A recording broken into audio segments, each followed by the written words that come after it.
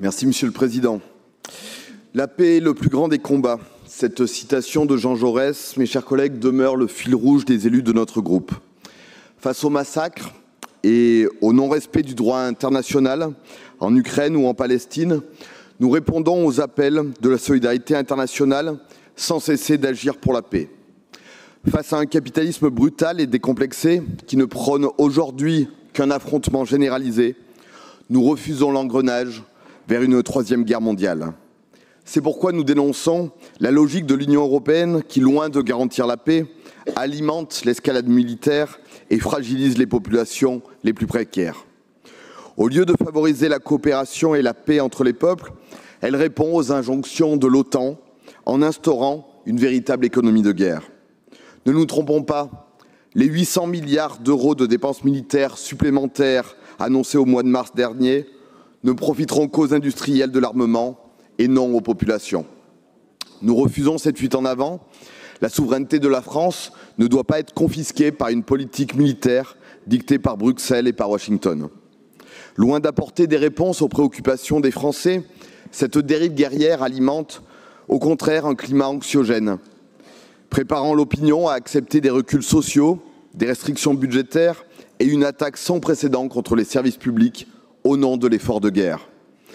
Alors mes chers collègues, gardons les yeux grands ouverts sur les dangers que représentent les prédations russes et états-uniennes, mais ne cédons pas aux sirènes des va-t-en-guerre.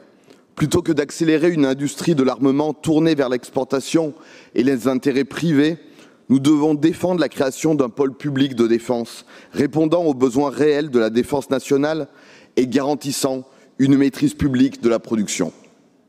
L'État français doit assumer ses responsabilités.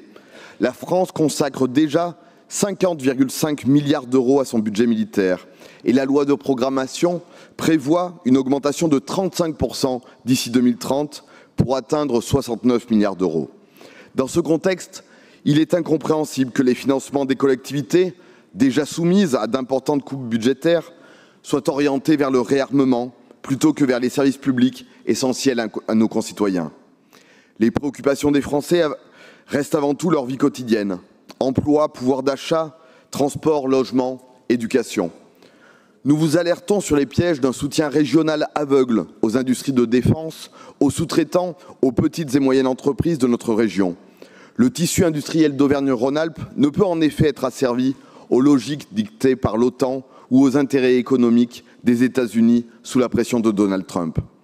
Nous défendons à l'inverse un plan de soutien à l'industrie qui priorise les industries civiles utiles à la vie de nos concitoyens et garantissent que les choix opérés en matière d'investissement soient décidés avec les salariés dans une logique de sauvegarde de l'emploi et sans délocalisation.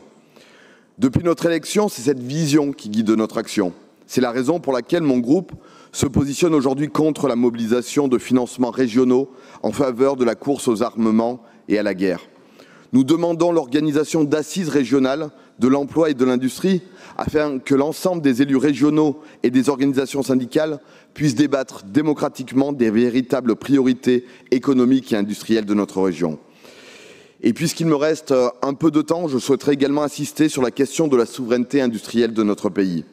Notre industrie a perdu en effet ces dernières années des dizaines de milliers d'emplois, en particulier dans le secteur de la sidérurgie et de la chimie, avec les exemples récents de Vancorex et Arkema dans notre région, mais aussi d'ArcelorMittal, dont plus de 600 salariés sont actuellement en lutte pour le maintien de leur emploi. Il s'agit là pourtant de secteurs stratégiques pour notre économie de défense. La perte de ces savoir-faire représente aujourd'hui une véritable catastrophe pour la souveraineté industrielle de notre pays. Face à une telle situation, l'État doit réaffirmer son rôle de stratège et reprendre le contrôle de ces secteurs en acceptant, quand cela est nécessaire, la nationalisation d'un certain nombre d'activités stratégiques, comme celle de la production d'acier, aujourd'hui menacée de disparition sur le sol français. Alors je vous suggère, pour conclure, d'interpeller vos amis actuellement au gouvernement pour faire en sorte que l'État engage tous les moyens nécessaires, dont